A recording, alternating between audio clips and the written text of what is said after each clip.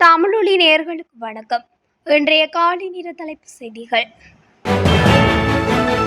Japan இலங்கை இருதரப்பு வர்த்தகம் மற்றும் முதலீட்டு உறவுகளை மேலும் வலுப்படுத்துவதோடு தனியார் துறையை அதற்கு ஊக்குவிப்பதற்கும் இலங்கையில் வளர்ந்து வரும் பொருளாதார வாய்ப்புகளை ஆராய்வதற்கும் கைகோர்க்குமாறு ஜனாதிபதி அனுரகுமார திசாநாயக்க ஜப்பானிய வர்த்தக சமூகத்திற்கு அழைப்பு விடுத்தார். ஜப்பான் வெளிநாட்டு வர்த்தக அமைப்பு தலைமையகத்தில் இடம்பெற்ற ஜப்பான் இலங்கை வர்த்தக மன்றத்தில் உரையாற்றும் போதே ஜனாதிபதி இவ்வாறு தெரிவித்துள்ளார். தெற்கு அதிவேக நெடுஞ்சாலையின் உடுகாவ பகுதியில் சாரதிகள் மற்றும் பயணிகள் ஓய்வெடுக்க அறையொன்றை அமைக்க அரசாங்கம் முடிவு செய்துள்ளது. துறைமுகங்கள், கப்பல் போக்குவரத்து மற்றும் சிவில் விமான போக்குவரத்து அமைச்சின் செயலாளர் பேராசிரியர் கபில சிக்கி பெரேரா நேற்று இதற்கான அடிக்கல் நாட்டியுள்ளார். இந்த ஓய்வு பகுதி மாத்தறையில் உள்ள கொடகம மற்றும் கொக்மாடுவ இடையேயான 119 கிலோமீட்டர் எல்லைக்கு அருகில் கட்டப்படவுள்ளமை குறிப்பிடத்தக்கது. புதுப்பித்தல் செயல்பாட்டின் போது வழங்கப்படும் தற்காலிக சாரதி அனுமதி பத்திரம் நேற்று முதல் நுகேகொடையில் உள்ள தேசிய போக்குவரத்து மருத்துவ நிறுவனத்தால் வழங்கப்படும் என்று மோட்டார் போக்குவரத்து திணைக்களம் அறிவித்துள்ளது. புதுப்பித்தல் செயல்பாட்டின் போது தற்போதுள்ள சாரதி அனுமதி பத்திரத்தில் எந்த மாற்றங்களும் தேவையில்லை என்றால் தற்காலிக அனுமதி பத்திரத்தை நுகேகொடையில் உள்ள போக்குவரத்து மருத்துவ நிறுவனத்தில் நேரடியாக பெற்றுக்கொள்ள முடியும் என்று அறிவிக்கப்பட்டுள்ளது. மேலும் தற்காலிக சாரதி அனுமதி பத்திரங்களுக்கான விண்ணப்பதாரர்கள் இனி வெரகரையில் உள்ள மோட்டார் போக்குவரத்து அலுவலகத்திற்கு செல்ல வேண்டிய அவசியமில்லை என்று திணைக்களம் உறுதிப்படுத்தியுள்ளது. கொரவப்புத்தானை கபுகொள்ளாவ புகுலேவ சந்தியில் பாடசாலை மாணவர்களை ஏற்றிச் சென்ற தனியார் பேருந்தும் மோட்டார் சைக்கிளும் மோதியதில் நேற்று மாலை 2 இளைஞர்கள் உயிரிழந்துள்ளதாக போலீசார் தெரிவித்தனர். பாடசாலை மாணவர்களை ஏற்றிச் சென்ற பேருந்துடன் வேகமாக வந்த மோட்டார் சைக்கிள் மோதியதில் இந்த விபத்து இடம்பெற்றதாகவும் ஆரம்பகட்ட விசாரணையின் மூலம் தெரிய வந்துள்ளது.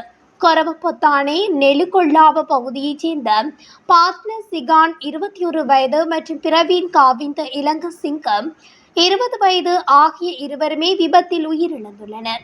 உயிரிழந்தவரின் சடலம் கொரவப்பொத்தானை பிரதேச வைத்தியசாலை பிரேத அறையில் வைக்கப்பட்டுள்ளது. வடமத்திய மற்றும் கிழக்கு மாகாணங்களுக்கும் வவுனியா, முல்லைத்தீவு மற்றும் மொனராகலை மாவட்டங்களுக்கும் வெப்பமான வானிலைக்கான எச்சரிக்கையை வானிலை ஆய்வுத்துறை வெளியிட்டுள்ளது. அக்டோபர் 1 அமலுக்கு வரும் வகையில் 8 மாவட்டங்களுக்கு அம்பர் எச்சரிக்கைகள் விடுக்கப்பட்டுள்ளன. மனித உடலில் உணரப்படும் வெப்பநிலையான வெப்ப குறியீடு மாவட்டங்களில் சில இடங்களில் எச்சரிக்கை நிலை வரை அதிகரிக்க வாய்ப்புள்ளது என்று திணைக்களம் கூறுகின்றது. கொழும்பு முகத்துவார பகுதியில் 10 கைக்குண்டுகள் அடங்கிய பையொன்று மீட்கப்பட்டுள்ளது. முகத்துவாரம் போலீஸ் நிலையத்துக்கு அருகிலுள்ள வாகன திரைப்படத்தில் இருந்து இந்த கைக்குண்டுகள் அடங்கிய பையினை பயங்கரவாத விசாரணை பிரிவினர் மீட்டுள்ளதாக போலீசார் தெரிவித்துள்ளனர். மட்டக்களப்பில் வாழைச்சேனை போலீஸ் பிரிவுக்கு உட்பட்ட பாசிக்குடா வீதியில் உள்ள வாழைச்சேனை ஆற்றின் மிதந்த நிலையில் பெண்ணொருவரின் சடலம் மீட்கப்பட்டுள்ளதாக வாழைச்சேனை போலீசார் தெரிவித்தனர். சடலமாக மீட்கப்பட்டவர் வாழைச்சேனை பகுதியைச் சேர்ந்த 48 வயதுடைய பெண்ணொருவர் என போலீசார் தெரிவித்தனர். கடந்த சில நாட்களாக மரக்கறிகளின் விலை குறைவடைந்துள்ளதாக கொழும்பு தம்புளை பொருளாதார மத்திய நிலையம் தெரிவித்துள்ளது. அதன்படி நாளாந்தம் கிடைக்கும் மரக்கறிகளின் எண்ணிக்கை அதிகரித்ததன் காரணமாக மரக்கறிகளின் விலை குறைவடைந்துள்ளதாக வியாபாரிகள் தெரிவித்தனர். கரட், போஞ்சி, பூசணி, கோவா, தக்காளி, லீக்ஸ், முள்ளங்கி ஆகியவற்றின் விலை குறைவடைந்துள்ளதாக வியாபாரிகள் தெரிவித்தனர். அதன்படி 1 கிலோ பூசணி 60 ரூபாய்க்கு விற்பனை செய்யப்படுவதாக வியாபாரிகள் மேலும் தெரிவித்துள்ளனர். கடந்த 9 மாத காலப்பகுதிக்குள் 68 போலீஸ் உத்தியோகத்தர்கள் போதைப் பழக்கம் காரணமாக சேவையில் இருந்து இடைநிறுத்தப்பட்டுள்ளதாக தெரிய வந்துள்ளது. கண்டியில் நடைபெற்ற போதைப்பொருள் பழக்கத்துக்கு அடிமையானவர்களுக்கு மறுவாழ்வு அளிக்கும் நிலையம் ஒன்றுக்கான அடிக்கல் நாட்டும் விழாவில் கலந்து கொண்டு கருத்து வெளியிடும் போது பொதுமக்கள் பாதுகாப்பு அமைச்சர் ஆனந்த விஜயபால குறித்த தகவலை வெளியிட்டுள்ளார். புதிதாக போலீஸ் திணைக்களத்தில் இணைத்துக் கொள்ளப்பட்டவர்களில் 20% போதைப் பழக்கத்துக்கு அடிமையானவர்கள் என்று தெரிய வந்துள்ளது. அத்துடன் கடந்த ஜனவரியிலிருந்து இதுவரையான காலப்பகுதிக்குள் இடைநிறுத்தப்பட்டுள்ளனர்.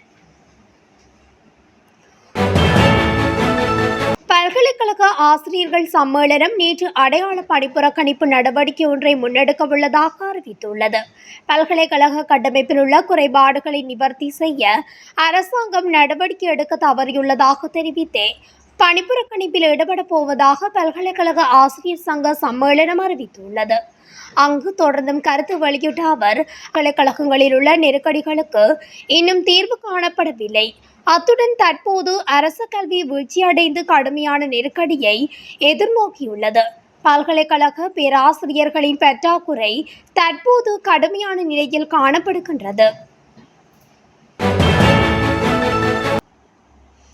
தமிழீழ விடுதலை புலிகளின் ஆயுதங்கள் மற்றும் தங்கத்தை தேடி மட்டக்களப்பு வவுணதீவு போலீஸ் பிரிவில் உள்ள புலியடிமடு காயங்குடா பகுதியில் தனியார் காணி பகுதியில் நீதிமன்ற உத்தரவு பெற்று அகழ்வுப்பணியை விசேட அதிரடிப்படையினர் இன்று முன்னெடுத்துள்ளனர்.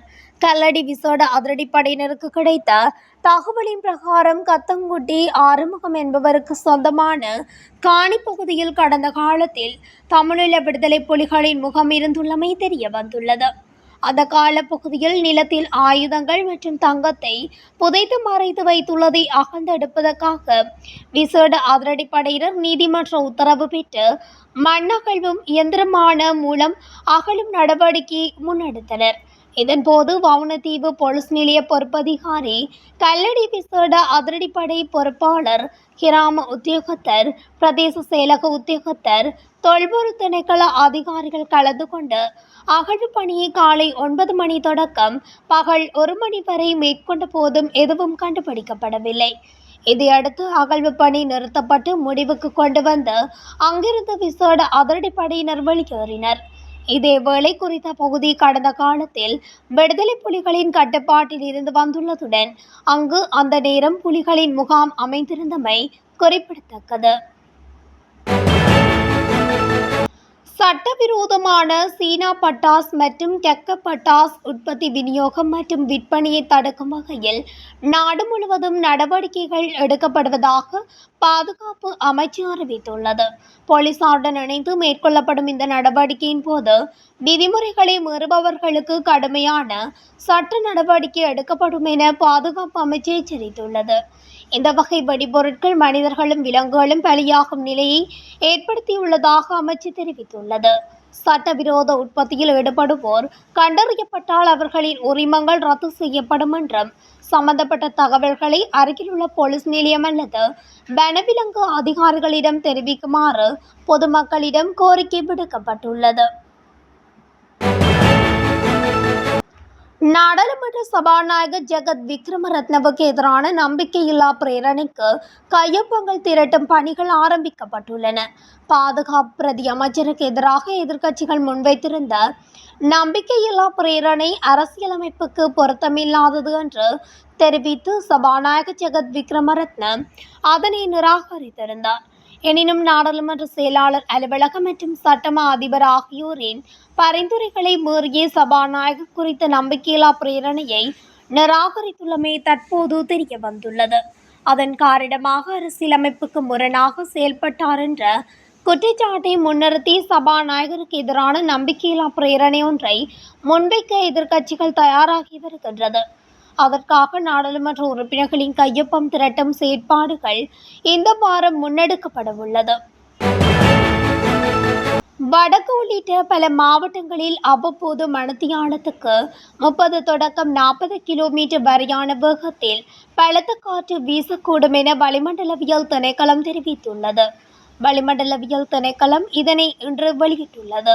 நாட்டை சூழவுள்ள கடற்பரப்புகளில் காற்றானது தென்மேற்கு திசையிலிருந்து வீசக்கூடிய சாத்தியம் காணப்படுவதுடன் காற்றின் வேகமானது மணித்தியாலத்துக்கு 30 தொடக்கம் 40 கிலோமீட்டர் வரை காணப்படும். மத்திய மலைநாட்டின் மேற்கு சரிவு பகுதிகளிலும் வடக்கு வடமத்திய வடமேல் மற்றும் மத்திய மாகாணங்களிலும் திருகோணமலை மற்றும் ஹம்பாந்தோட்டை மாவட்டங்களிலும் அவ்வப்போது மணித்தியாலத்துக்கு 30 தொடக்கம் 40 கிலோமீட்டர் வரையான வேகத்தில் பலத்த காற்று வீசக்கூடும் எனவும் எதிர்பார்க்கப்படுகின்றது. இத்துடன் தமிழொலியின் இன்று இரவு நேர பிரதான செய்திகள் நிறைவடைகின்றன.